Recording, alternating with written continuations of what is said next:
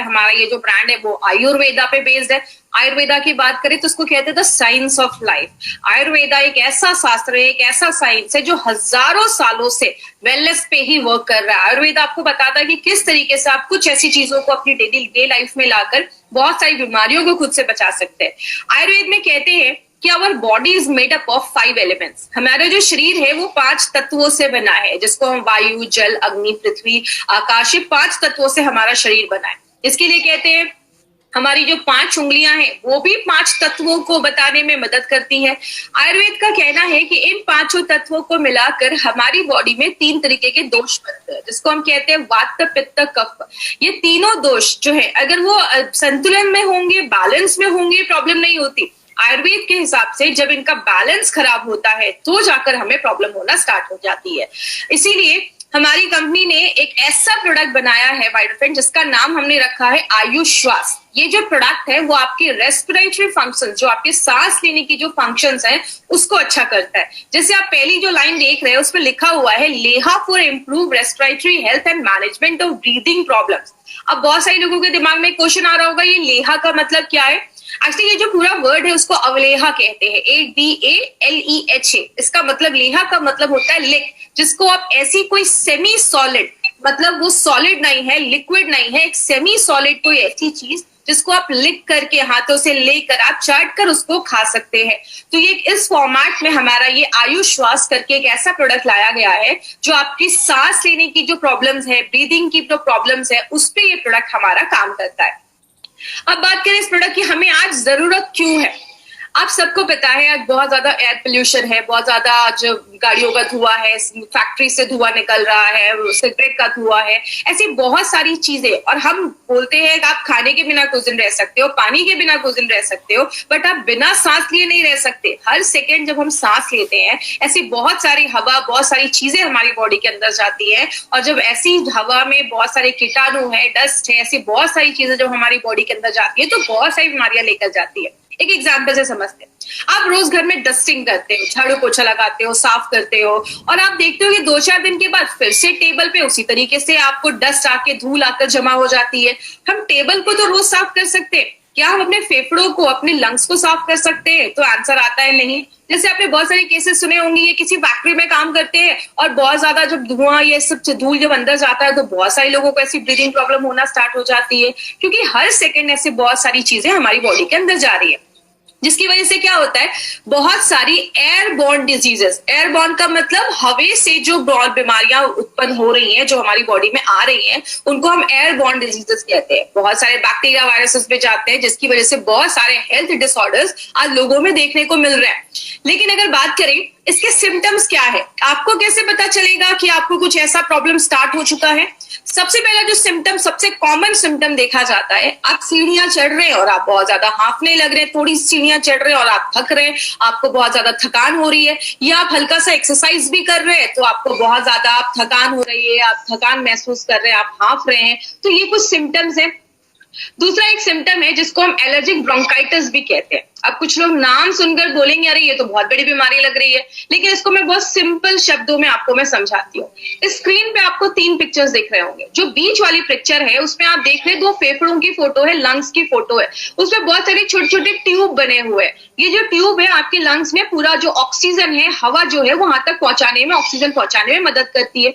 ये जो ट्यूब होते हैं उनको हम ब्रोंक्यूल्स कहते हैं। उसी ट्यूब में अंदर जब कोई इन्फ्लेमेशन या स्वेलिंग हो जाती है, अब एक चीज, एक छोटा सा टर्म याद रखिएगा, जब भी आप कोई बीमारी के पीछे आइटिस सुनते हैं, ब्रोंकाइटिस, राइनाइटिस, आर्थराइटिस, आइटिस का मतलब होता है इन्फ्लामेटरी डिजीज, मतलब उस एरिया में इन्फ्लामेशन, सूजन, स्वेलिंग, इन्फेक्शन हो गया है, उसको हम कहते हैं। अगर ये हमारे फेफड़ों के ट्यूब में हो गया है तो हम उसको ब्रोंकाइटिस कहते हैं। आपने सांस लिया, कोई ऐसी चीज आपके फेफड़ों में अंदर गई, उस ट्यूब को उसने वहां पे सूजन कर दिया, स्वेलिंग कर दिया, तो हम उसको एलर्जिक ब्रोंकाइटिस कहते हैं। तो कोई बड़ी चीज नहीं है, लेकिन ये जब ज्यादा अगर आप इस पे ध्यान नहीं दे रहे, बहुत दिनों से आपको खांसी कफ लगा रह रहा है, तो आगे चलकर ये सीरियस प्रॉब्लम में भी बदल जाता है।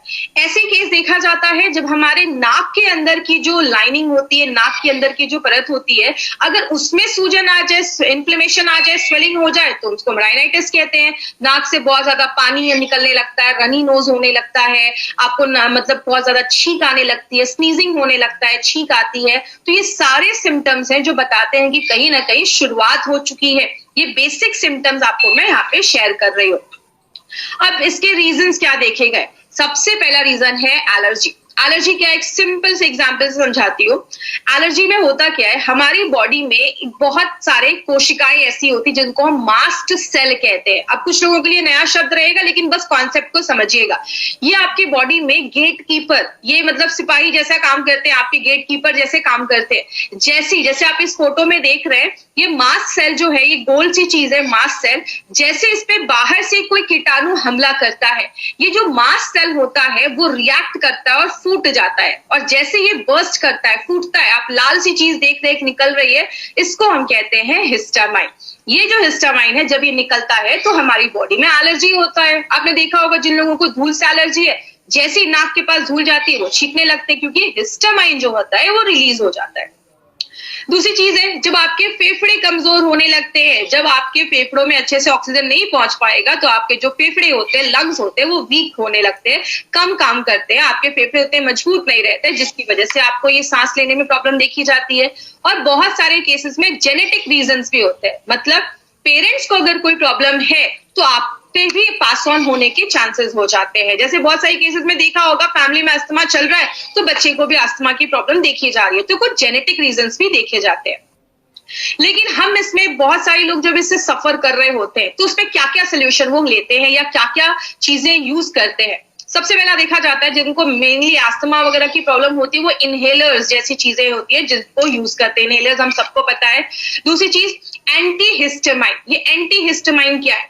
आपकी बॉडी में एलर्जी के टाइम पे, अभी मैंने बताया कि हिस्टामाइन रिलीज होता है। जब वो मास्ट सेल, जो वो कोशिकाएं होती है, जब वो फूटती है तो हिस्टामाइन रिलीज होता है। तो मार्केट की जो दवाइयां क्या करती हैं, वो जो हिस्टामाइन निकल रहा है उसको ही साफ करने का काम करती है। एक एग्जांपल से समझते हैं, आपके घर का कोई नल टूट गया है, उससे पानी निकल रहा है, तो आप क्या कर रहे हो? नल को रिपेयर नहीं कर रहे हो, नल को बंद नहीं कर रहे हो, आप बस पानी साफ कर रहे हो। तो इसका नतीजा क्या होगा? जिंदगी भर पानी साफ करना पड़ेगा, क्योंकि हम नल को बंद नहीं कर रहे। यही हमारी बॉडी में होता है। मार्केट की जब हम ऐसी मेडिसिन खाते हैं, तो वो क्या कर रहे हैं? जो हिस्टामाइन निकल रहा है उसको ही साफ कर रहे हैं, वो मास्ट सेल को फूटने से नहीं रोक रहे हैं। इसीलिए जिंदगी भर ऐसी दवाइयां लोगों को खानी पड़ती हैं जिनको कोई ऐसी एलर्जी होती है। तो ये एंटी हिस्टामाइन का मतलब ये होता है, जब हमें कुछ प्रॉब्लम होती है हम एंटीबायोटिक्स खाना स्टार्ट कर देते हैं। और एक प्रोसेस है जिसको न्यूबलाइजेशन भी कहते हैं। इसमें जैसे आप इस फोटो में देख रहे हैं, एक छोटी सी बच्ची ने नाक के ऊपर एक ऑक्सीजन जैसे एक चीज लगा के रखा, ऑक्सीजन मास्क जैसे एक चीज लगा के रखी है। जैसे एग्जाम्पल से समझिए, आप परफ्यूम की बोतल को जब आप स्प्रे करते हैं तो आप देखते हैं एक मिस्ट, एक पानी की जैसा फुहारे जैसी चीज आपकी बॉडी में आती है। यही जो हमारा ये जो नेबुलाइजेशन जिसको हम बोलते हैं, ये एक मिस्ट के जैसा आपकी जो मेडिसिन होती है, वो आपके सांस जब आप उसको लेते हैं तो वो आपके लंग्स में, फेफड़ों में जाती है। जैसे बहुत सारे तरीके हैं जो लोग आज यूज करते हैं जब उनको ऐसी ब्रीदिंग प्रॉब्लम देखी जाती है। लेकिन ये सारी जो प्रॉब्लम्स है, ये जो सारे सोल्यूशन है, ये बहुत महंगे होते हैं, बहुत खर्चा हो जाता है। जब बहुत सारे लोग जो ऐसे इनहेलर्स या एंटीबायोटिक्स, ये सब मेडिसिन थोड़ी महंगी होती है।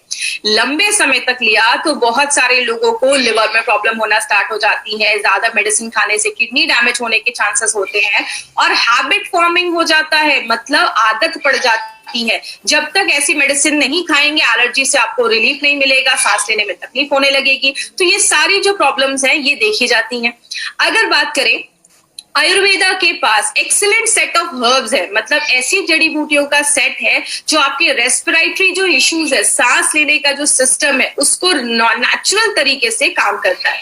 उसी आयुर्वेदा को, साइंस को यूज करके हमारी कंपनी ने एक एक्सीलेंट प्रोडक्ट बनाया है जिसका नाम हमने आयुष श्वास रखा है। आयुष श्वास का मतलब क्या है? आयु आपकी तभी अच्छी होगी जब आपका स्वास्थ्य अच्छा होगा। जैसे मैंने आपको पहले ही बताया, खाने के बिना, पानी के बिना रह सकते हैं, बट सांस लिए बिना हम नहीं रह सकते। तो आपके सांस को अच्छा रहना बहुत ज्यादा जरूरी है। तो आपकी आयु अच्छी होगी अगर आपका सांस लेने का जो सिस्टम है, रेस्पिरेटरी जो फंक्शन है, सांस लेने की जो प्रक्रिया है, वो अगर अच्छी काम करेगी। तो उसके ऊपर हमारी कंपनी एक एक्सीलेंट प्रोडक्ट लेकर आई है जिसका नाम आयुश्वास रखा गया है। अब आयुश्वास में हमने 15 ऐसे एक्टिव जड़ी बूटियां डाली हैं और इस सारी को मैं अभी डिटेल में आपको एक्सप्लेन करूंगी, तो अब यहां से थोड़ा सा ध्यान दीजिएगा। सबसे पहले जो हमने चीज डाली है वो है मुनक्का एंड सिरसा। ये दो जड़ी बूटियां, ये जो दो चीजें हमने डाली हैं, ये पहली बार इंडिया में ऐसा एक कॉम्बिनेशन यूज किया गया है। और आपको बता दूं, मुनक्का हम सबको पता है, जो ग्रेप्स होते हैं, अंगूर होते हैं, वो बेस्ट क्वालिटी के जो अंगूर होते हैं उसको सुखा के ये मुनक्का बनाया जाता है। अब मुनक्का के आगे एक लाइन देख के आप देख रहे होंगे DRFR लिखा हुआ है। इसका मतलब क्या है? ड्राइड फ्रूट्स, मतलब सूखा हुआ फ्रूट है। आप एक चीज अगर नोटिस करते होंगे, हमारे हर एक प्रोडक्ट के ऊपर जो जड़ी बूटियां डाली गई हैं उसके आगे हम उसमें कौन सा पार्ट यूज करते हैं वो भी हमने लिखा हुआ है। आपको पता है, जब हमने ये लिखना स्टार्ट किया था, at that time it was not legally required, government of India का ये कानून नहीं था, बट अब ये बन चुका है। हमारी कंपनी नारायणा सर बहुत सालों से ये लिख रहे हैं क्योंकि उनको पता है कि क्या रूल्स एंड रेगुलेशंस है। तो इसीलिए अगर बात करें, मुनक्का और सिरसा जो है, सिरसा में हम बार्क यूज करते हैं, मतलब जो तना होता है, स्टेम होता है, उसका जो खाल होता है वो हम यूज करते हैं। अब ये किस चीजों में हेल्प करता है? ये माइक्रो सर्कुलेशन में हेल्प करता है आपके फेफड़ों में। अब माइक्रो सर्कुलेशन का मतलब क्या? माइक्रो मतलब छोटा, सर्कुलेशन का मतलब आपके फेफड़ों के हर छोटी से छोटी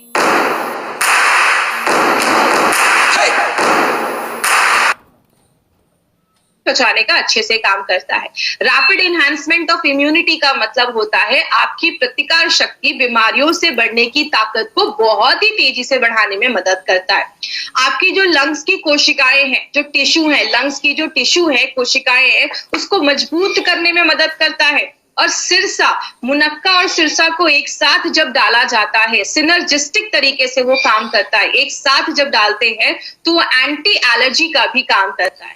और इसमें आपको मेन पॉइंट यही याद रखना है कि पहली बार ऐसा कोई कॉम्बिनेशन इंडिया के किसी भी प्रोडक्ट में यूज किया गया। अब हम बात करते हैं कंटकारी और वसा के बारे में। कंटकारी और वसा क्या करता है? आपका जो बलगम बना है, कफ जो बना है, उसको लूज करता है, मतलब उसको पतला करता है और आपके कफ को बॉडी से बाहर निकालने में मदद करता है, उसको बाहर करता है। और तीसरी चीज क्या है? जब आप सांस लेते हैं, एक पाइप के द्वारा जो हवा है वो हमारी बॉडी के अंदर जाती है। उस पाइप, जब वो पाइप थोड़ी सी कम हो जाती है, उसका जो डायामीटर है, मतलब उसकी जो चौड़ाई, वो थोड़ी सी कम हो जाती है, तो हमें सांस लेने में तकलीफ होती है। तो उसके पाइप को डायलेट कर देता है, उसको थोड़ा चौड़ा कर देता है। मुलेठी और जो दारू हरिद्रा है, मुलेठी के आगे आप फिर देख रहे होंगे RT लिखा है, मतलब उसका जड़, रूट यूज किया गया है। और दारू हरिद्रा का हमने स्टेम यूज किया है। तो जो दारू हरिद्रा और मुलेठी है वो भी आपकी इम्यूनिटी को बढ़ाने में मदद करता है। और अगर कोई इन्फेक्शन है, कोई इन्फेक्शन हुआ है, उससे बचाने में मदद करता है। और जो भी आपको पता है, हमारे मुंह में सलाइवा होता है और बॉडी म्यूकस बनाता है, इन दोनों को बना के जो कफ होता है, आपने देखा होगा कभी कभी हमें बहुत ज्यादा कफ होने लगता है। क्यों? बॉडी में जो भी बैक्टीरिया या वायरस गया है, उसको कफ वो क्या करता है, उसके अंदर उसको पकड़ लेता है और आपके कफ के द्वारा उसको बाहर निकालने में मदद करता है। जटामांसी क्या करता है? RZ का मतलब राइजोम होता है। ये भी एक पार्ट होता है एक पौधे का। जैसा आपको पता है, every herb has got 41 parts. हर एक जड़ी बूटी के 41 पार्ट्स होते हैं। इसीलिए अगर आप कोई और पार्ट जटामांसी का डालेंगे तो शायद वैसा रिजल्ट ना हो। इसीलिए हमारे हर एक प्रोडक्ट पे कौन सी जड़ी बूटी का कौन सा भाग डाला गया है, वो हर एक चीज उस पर लिखी जाती है। अब ये जटामांसी क्या करता है? आपने एक चीज महसूस की होगी, जब आपको बहुत ज्यादा खांसी हो रही है, आपके नाक बंद है, आपको सांस लेने में तकलीफ हो रही है, तो दिमाग शांत नहीं रहता है। तो जटामांसी क्या करता है? उस टाइम पे आपके दिमाग को शांत करता है, कफ को कम करता है। इला और जसात पाउडर क्या करता है? अगर कोई बैक्टीरिया का इन्फेक्शन हुआ है, क्योंकि आपको पता है हर सेकंड बहुत सारे बैक्टीरिया हमारे शरीर के अंदर जाते हैं, तो बैक्टीरिया के भी इन्फेक्शन को खत्म करता है।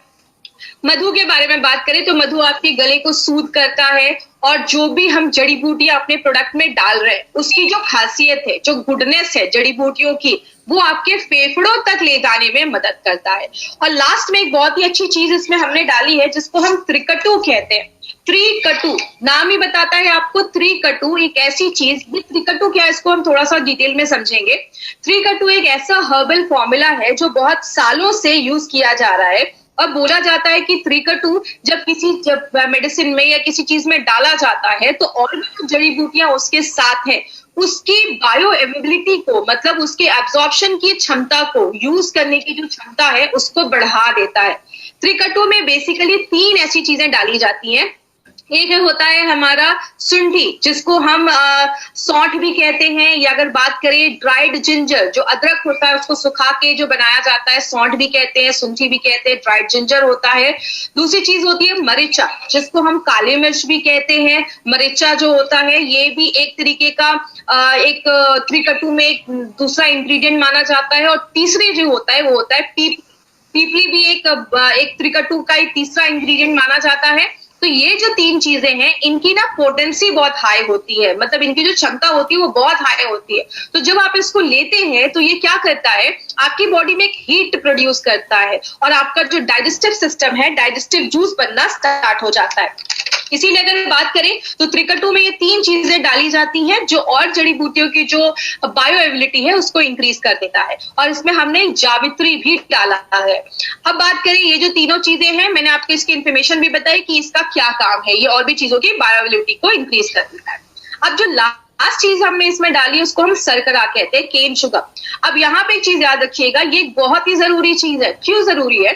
जब हमें सांस लेने में तकलीफ हो रही है, बहुत ज्यादा कफ हो गया है, आपको बहुत ज्यादा तकलीफ हो रही है, उस टाइम पे बॉडी को ज्यादा एनर्जी की जरूरत होती है। वो एनर्जी हमें शर्करा प्रोवाइड करता है, क्योंकि सांस लेने में उस समय हमें एनर्जी की जरूरत पड़ती है जो हमारा ये देता है।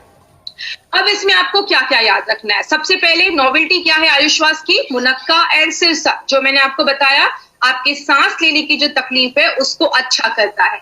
आपके जो फेफड़े हैं उसकी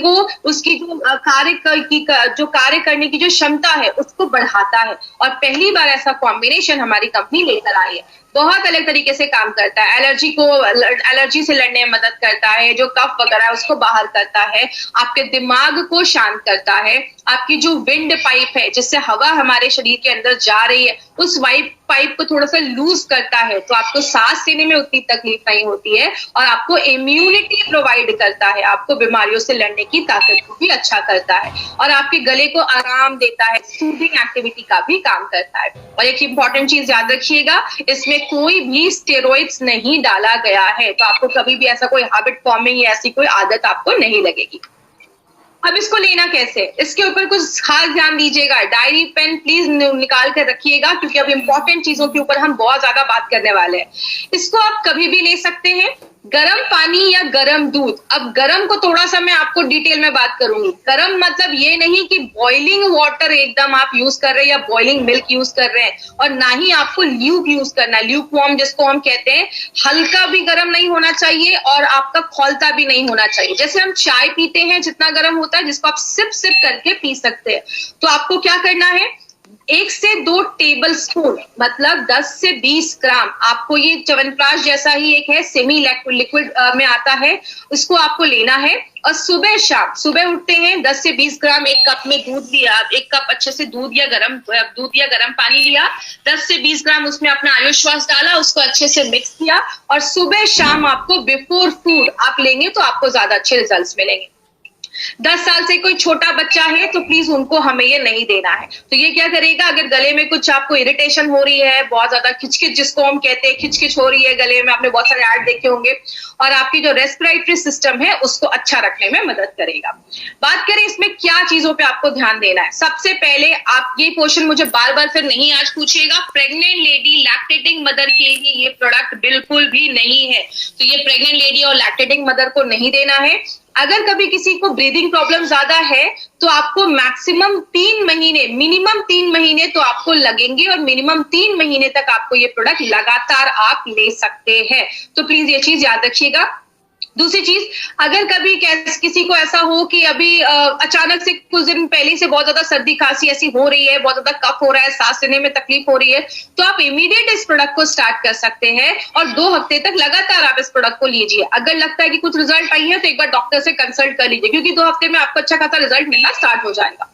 अगर कभी किसी को अस्थमा की कंडीशन है तो आप लगातार 4 हफ्ते तक इसको कंटिन्यूअस ट्राई करिए, और साथ में अगर आपकी अस्थमा की कोई मेडिसिन चल रही है, कोई ट्रीटमेंट चल रहा है, आपको कभी किसी की कोई भी मेडिसिन को बंद नहीं करवाना है। जो भी मेडिसिन वो ले रहे हैं उसके साथ ही अपना प्रोडक्ट ले सकते हैं, बट थोड़ा सा 1 घंटे का गैप आपको मेंटेन रखना है।